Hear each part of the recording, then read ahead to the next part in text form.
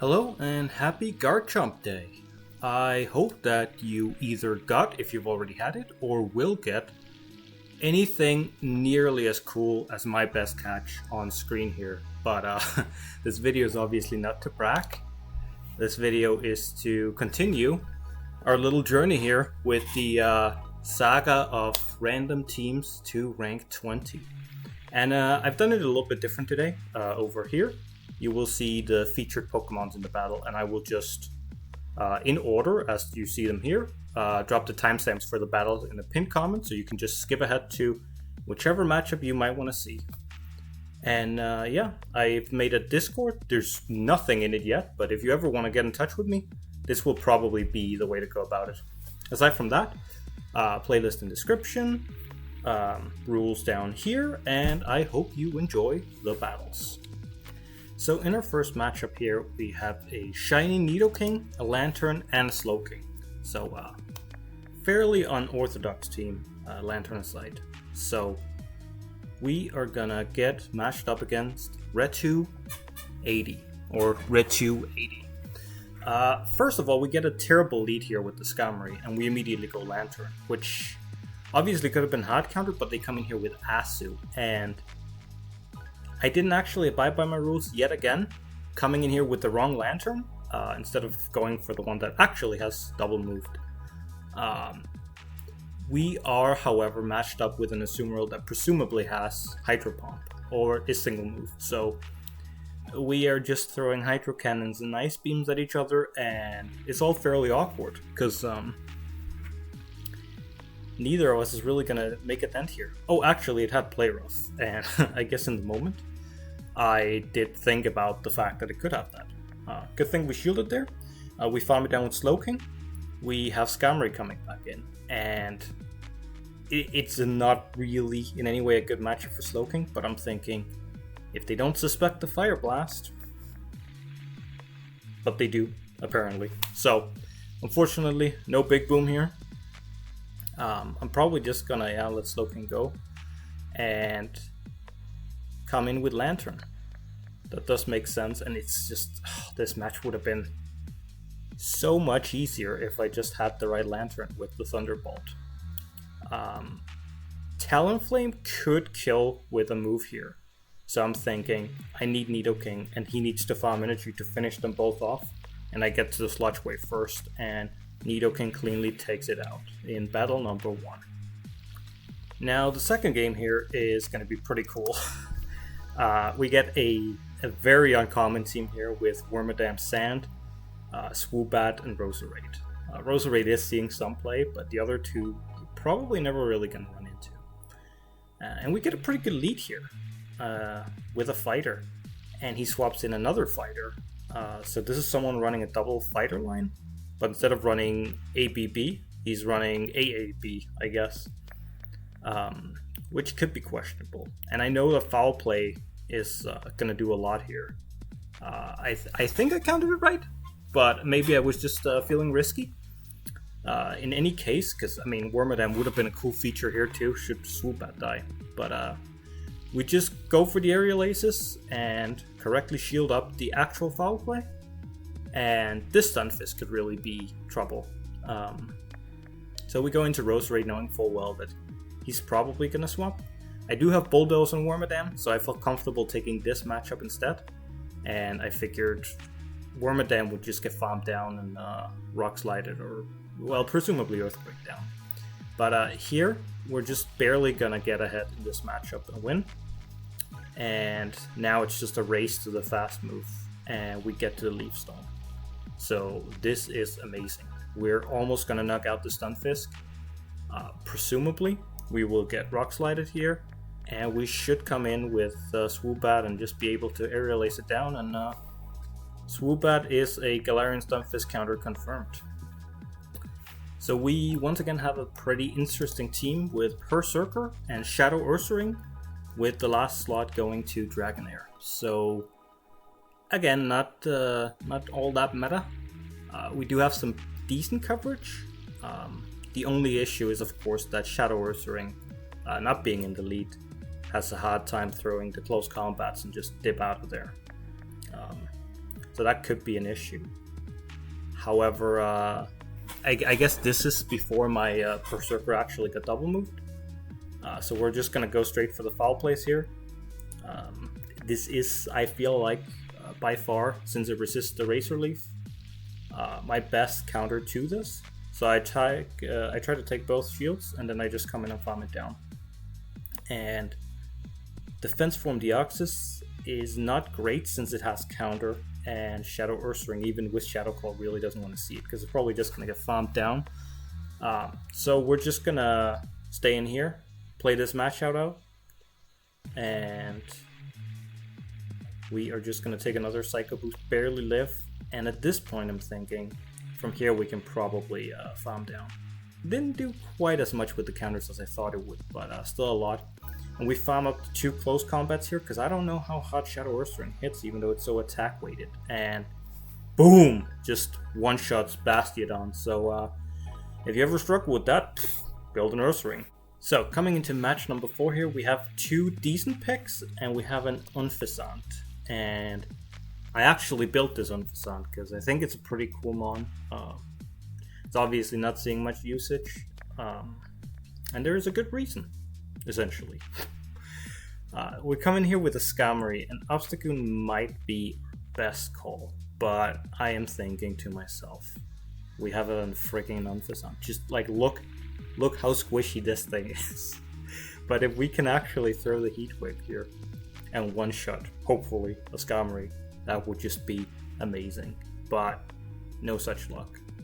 They either thought we found a lot or they knew about the move. So we come in here with Obstagoon, which, to be fair, we probably should have done in the first place. Would have been really cool to land a Heat Wave, but we had no such luck. And I am throwing a Night Slash, which he very well caught on the Azumarill. Really well played there. Coming back into Aromatisse, because I feel like Obstagoon is probably going to have more play. We know there's a Skarmory in the back, and then something else that it will probably have a better matchup with. So we're just going to preserve some health here. We are going to see a Charmeleon, so they actually also run some Spice. Might actually be why I saved this battle, even though Unfaisant didn't do so well, because Charmeleon is definitely a pretty spicy pick as well. Although it does cover the other 2 mons fairly well. There's still some gaps there, but it's cool to see other people spice out. We're just gonna go straight Night Slash, hoping for the boost, and we get the boost, and I'm just thinking, oh, we're not gonna make it there, we're gonna get farmed down. But we are 1 fast attack from actually dying there, and then it's a simultaneous KO. So, really well played, whoever you were. If you see this video ever, like, props to you for using Spice. This time around, we once again have Slowking. We have the Groddle that in the last video took out a Skarmory. And then we have a Pyroar in the lead. If I recall correctly, we do get a pretty decent lead here. And yeah, I remember it being really laggy this day. So we missed, I think they hit 2 chomps, if I'm not mistaken. At least 1 before we got into the matchup. But we have such a positive matchup that we're just going to play it out. And I am 90% certain that they wouldn't have been able to throw that if there hadn't been some lag in the beginning. And we just barely don't get to the other Flame Charge. Could have been crazy if we actually got 2 Flame Charges when he's running double Chomp. Well, we come in here with Slowking. I'm thinking probably that I want to have some energy in case it is something like a Skarmory in the back, or a G-Fisk even, and probably more so Skarmory, just because I can hit it high with Fire Blast. But we do have a Pillow-Swine, so Pillow-Swine is going to get shielded and we're just going to take it out. But I don't believe I've featured this video yet, but watch out for Pillow-Swines. The Avalanche actually hits like a truck. It can one-shot most grass types, believe it or not. So for this next one, we have Shadow Blossom, once again Aromatisse, and then we have a pretty bad Flareon sitting at 1361. It's not a very well-balanced team, but we'll see what we can do. And first up, we come up against the Galvantula, and I don't want to deal with that. I feel like every time I catch a Galvantula, I'm just swapping straight into a fire type and getting countered. Seems to be a common theme in these videos. So he gets a good bit of farm off on this Flareon, which is so bad that he can just fast move it down. We come in here. Aromatisse is obviously a decent choice, while Shadow Blossom makes way more sense. But Shadow Blossom is so squishy that I just want to preserve some shields and just be able to hit a little bit harder on whatever's in the back. Because I'm thinking, if we can get to this point where we take out the Azumarill and get the Galvantula low, we might be able to do some work. And now the question is, are we going to get the last shield? Yes. Either that or we would have a dead Galvantula. And unfortunately here, we do catch a move, but it is a discharge. In the moment, I was probably thinking he would keep going discharge and try to catch it for that, but that could be really risky. So we outpace, even though it's a meta champ, so it's a very standard meta team. And we are just going to go straight Leaf Blade, which does just under half. And then hopefully we can farm it down, and we're just barely not able to, but he does throw his energy here. I think it would be a double KO, I believe, if we had both just fast attack there, and we just barely get the chomp through for the win there. So that was a very close game. It just hit me that I keep saying that they're very close games, but when you do a challenge like this, most games are going to be really close because of how much often meta stuff you see. And yeah, yet again, we're just using random teams. This time with a cast form in it, a shiny cast form no less. This one I don't believe is double moved. No, it shouldn't be. I'm running Energy Ball on it, I believe. This season, I don't know if it's a bug actually or if they fixed it, but it seems like it would be getting Weather Ball Rock since its addition to the game. Not sure if that's still a thing, but that could definitely be a spicy moveset. And speaking of spice, this guy has an Ivysaur, which I respect. It's the less spicy version with the Razor Leaf, however. But I do believe that we're just going to come in here with Whimsicott, because we really don't want to get Razor Leafed with a Lantern. So we're just going to look to charm it down here. And probably throw a Grass Knot at whatever comes in. And we do get the Grass Knot off on the Ninetales. So we'll probably get a shield here and kind of even the match out a bit, but we are ultimately going to lose that matchup. So we swap, and so does he. Now, Toxicroak is pretty fast, but it looks like he's lacking here, or he just thought he'd lost and stopped tapping. Not quite sure what it was. We are at the end here going to be able to get to another Thunderbolt since he has Charm. So even if he'd kept tapping and gotten to a Mud Bomb, I don't believe it would have made a difference, but maybe the game could have played out a little bit since Charm does chunk. So yeah, GG, but not sure if that game could or would have gone any different. Now we have my favorite GBL Pokemon, Excadrill, accompanied with Tangrowth and Charizard. So this looks more like an Ultra team, and maybe even partial Master team with Excadrill being in it. Definitely still a good pick in the Ultra League, but there's a lot of stuff that hits really, really hot there. So first of all, we are going to pick up a Stunfisk lead, and we are just going to be able to outpace it to the Drill Run. And I am probably looking to catch the move, but that was most likely a CMP. At this point, I am probably just thinking to myself that I might as well farm down. And seeing that he has Muddy Water, we might as well just take it, because we are going to survive one. And if he lets this go through, which he doesn't, we would just absolutely annihilate this Berserker, which isn't too tanky either, especially not if it gets hit with a super effective move. But he close combats the Charizard, And seeing as Charizard is also pretty squishy in this league, we shielded to keep it alive and just farm down. That wasn't a maxed out Berserker either. Just someone looking to spice a bit, I guess, without the proper investment. So I respect that for sure. And we try to bait here, and it obviously doesn't work. He's probably going to shield this, which puts us in a slightly tricky situation. And if you'd noticed, I was tapping Tangrowth a second ago.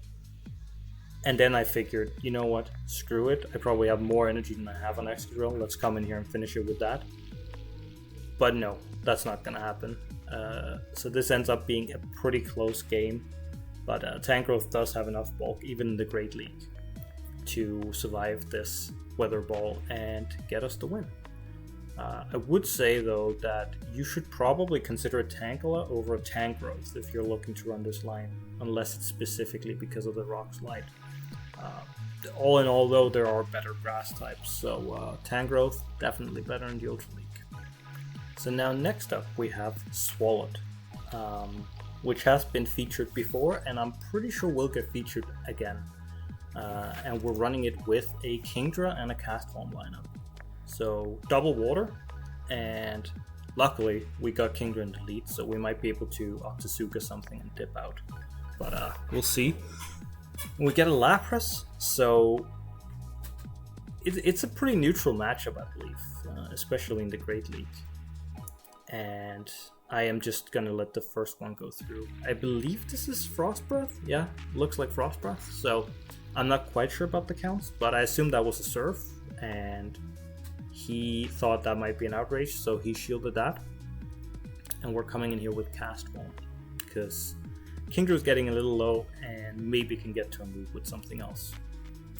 And we're building to the Thunder and just throwing a Weather Ball. He's almost dead, maybe he'll just let it go. And he does, and then we just farm it down with Water Gun. And in comes a Golbat. And I should just have gone Thunder here. I think most people wouldn't shield here. Not being sure that you actually do have Thunder. But now that I threw the first Weather Ball, like, we might as well just commit to it and spam Weather Ball. But then we come in with Kingdra and try to farm down. Not quite sure. Maybe I'll throw the Octasuka. Okay, I never even got the chance to. I was looking to farm down for sure here. And then I'm probably just going to Octasuka whatever comes in here.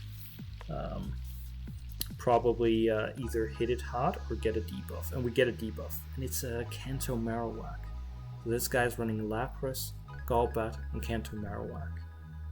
He either built for the Kanto Cup or he didn't get the MO that it ended. But Kanto Marowak, though. It's actually a really good counter to Swallowed, which I wanted to feature here. So I swapped it in just to see if it could take an Earthquake. But that's probably the main issue with Kanto Marowak. Just having Mud Slap. It takes it so freaking long to get to its moves. Even Bone Club takes severely longer than its Alolan counterpart. But here he knew that he had to go for the Earthquake and he just couldn't make it there. So Swallow took out a ground type. So good on it. And honestly, I hope we're going to see a few minor buffs to Kanto Marowak, because really cool spice pick. GG, man. So the final match of the day, we have Obstagoon, Hitmonlee, and Empoleon. So Hitmonlee is very attack weighted, and it has high energy cost charge moves. And it has low kick, which is a terrible fighting fast move. So it's really not that great now, but it could have potential in the future if they give it a different moveset. But yeah, we built some energy on the Obstagoon, and then we are looking to swap out into Empoleon. We wanted the Poison Fang to go through just so that we didn't have to deal with a debuff. And he came in here with a Charmer. Personally, I would probably have gone Politoed here. But he thinks the Politoed might have a better matchup with something in the back. So I can still respect that. If he's not running Earthquake, definitely not a great matchup for that one either. But the Charmer would have come in clutch here.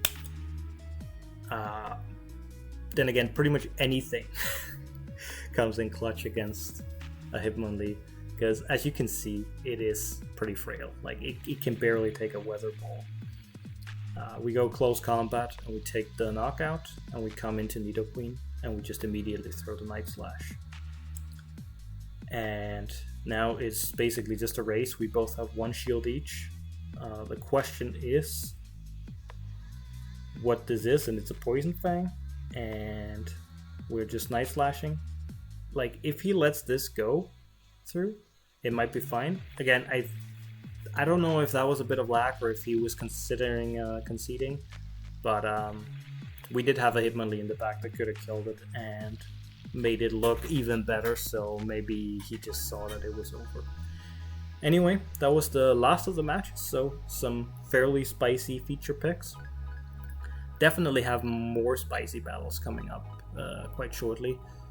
And yeah, if you want to see those, feel free to, subscribe and stick around. Also, I apologize for all of my mispronunciation of words and me kind of losing focus. I really had a lot of coffee today, but hey, I hope you enjoyed the video nevertheless. And yeah, I hope that you get some good Garchomps today and might want to consider coming back for another video. Peace out.